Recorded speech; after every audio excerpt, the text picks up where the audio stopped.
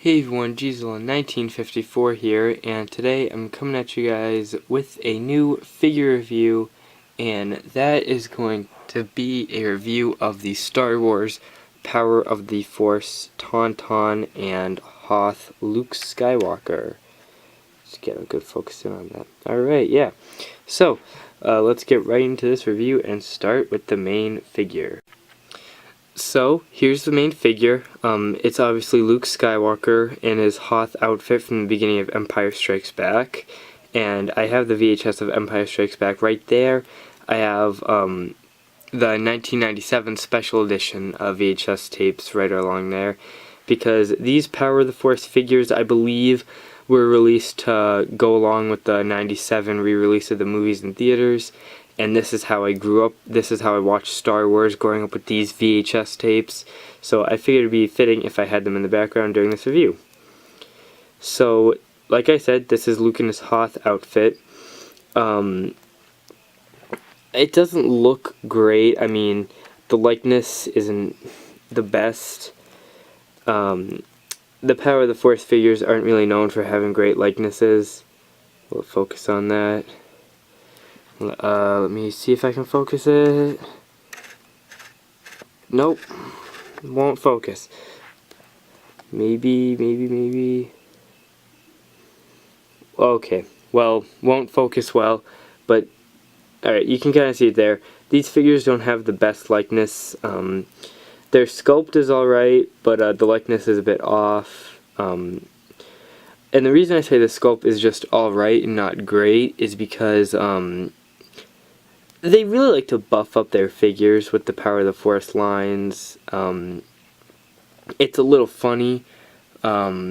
It's kind of distracting, just a slight bit, but it's not the worst thing ever. In way of articulation, there's very little. The arms will rotate all the way around. The legs go up and back. I don't want to bend them too far back. And then the knees actually bend, which is one of the first few times that happened for these figures, because up to this point it's just been the standard 5 points, you know, arms, head, legs move, yeah. Now let's talk about the paint and the sculpt. Gonna put those together. The paint is pretty good. I think they really did a good job of capturing the Hoth outfit. They got the yellow goggles, a few of the gray pieces in the sleeves, the white sleeves. I really like the color they used for the jacket. I think that's really awesome. The pants look great too, and so does the boots. So with paint, they did a really good job. Sculpt is pretty good too. Like I said, it's a bit beefed up, but that's only a tiny thing. The head sculpt is pretty awesome. I like how they included the goggles and the little bandana thing going down there, and they have the earpiece or something. I'm not 100% sure on what that is, but they have that there, which is pretty nice.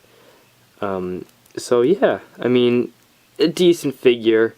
Not the best, but I mean, I'm going to be getting into that later when I talk about the set as a whole, not just the single figure. But he's pretty cool. A little beefed up. It's a little much, but still a cool figure. And here is the Tauntaun, which I honestly think is a pretty awesome piece. Let's get this out of the way. I'll talk about that in a second. And let's start off by talking about articulation. Head does a full 360. Arms go front a little bit and then back down.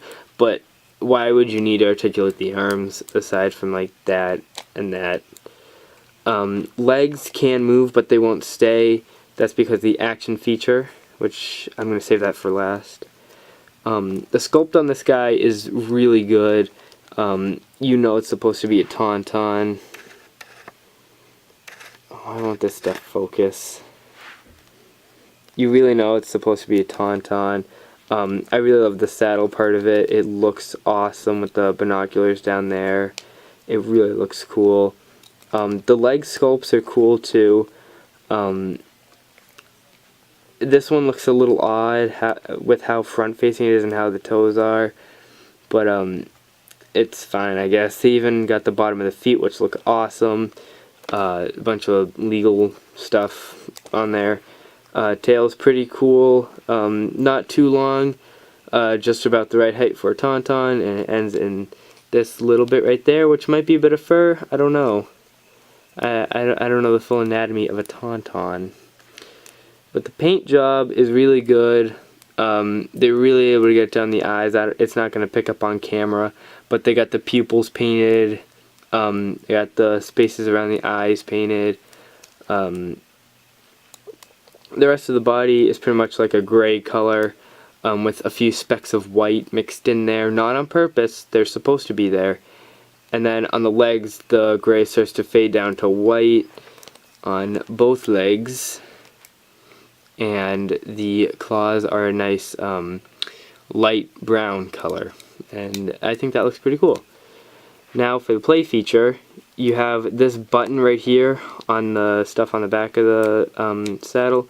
You just press the button down and his legs move back and forth in a running motion, which I think is really, really cool. Nice feature for a Tauntaun to have.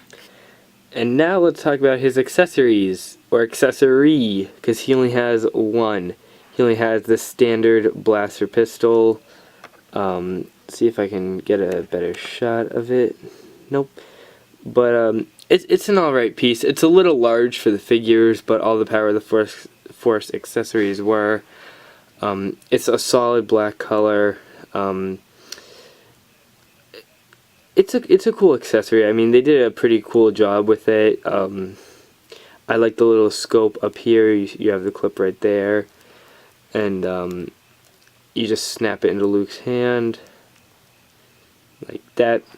Pretty cool accessory. A little oversized, especially the fact that he has a holster. And this gun, it doesn't have an opening for it, but if it did, this gun would not be able to fit. It's like just so big it wouldn't be able to fit into the holster. But it's a pretty simple accessory, and it's pretty cool. Yeah, and it falls out of the hand a lot too. See if I can get it back in, get a decent shot of it. Yeah, alright. Pretty cool accessory. So, I forgot to mention this part. There is a part of the Tauntaun that you have, you're supposed to just slide it on. There's a little knob part that you fit into the mouth, and then you take it and stick it into a knob on the saddle. These are the reins for the Luke figure to hold on to.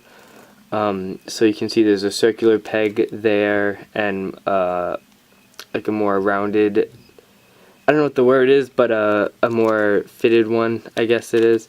So what you're supposed to do is take this one, stick it into his right hand, like so, and then you take the circular one and you stick it into that hand. You're supposed to just slide it in.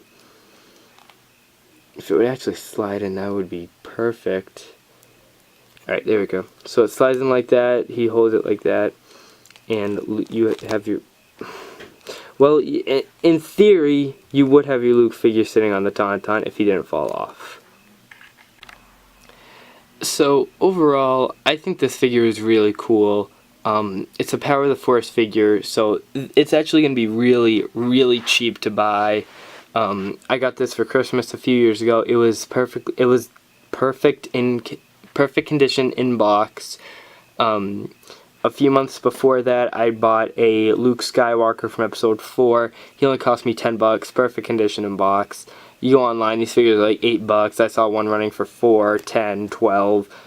I've never seen a standard carded one exceed like $20 or $25. These animal packs, usually like $20. They have like a Jabba the Hutt and a Rontu with a Jawa pack.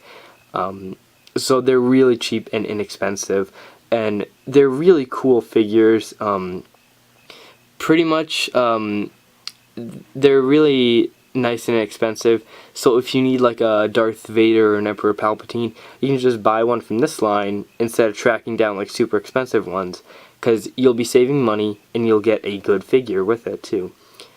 So if you're a fan of Empire Strikes Back or a fan of the original trilogy in general, I just think you should pick this up. It's a really cool set to have.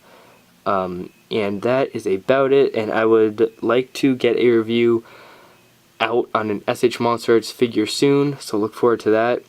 And the only thing I have to say is you should totally pick up this figure.